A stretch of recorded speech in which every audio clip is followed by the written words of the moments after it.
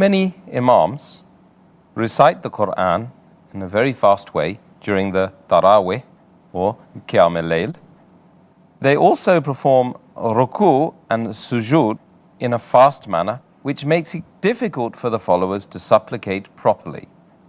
Is it allowed to pray in this manner?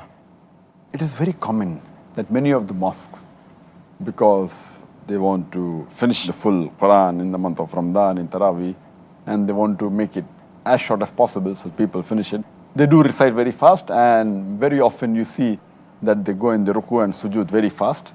And many a time, once I was in one of the mosques, and when the imam went in the sujood, I went after him. He got up again, went again. I was yet in my full sujood and he was doing a second sujood. Allahu Akbar. So is it right or is it wrong? It's mentioned in Sahih Bukhari, in number 1, in the book of Salah, hadith number 757, that once the Prophet enters the mosque, and there is another man who follows him.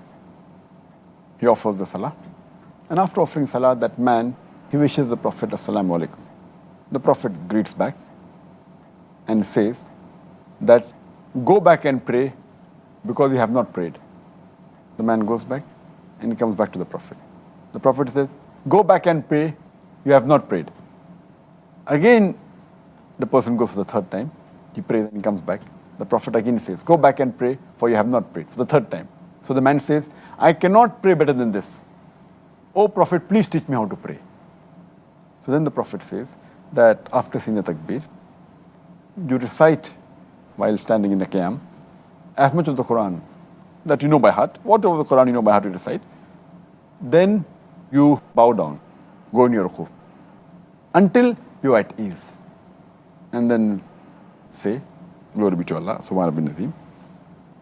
Then stand up straight until you are at ease.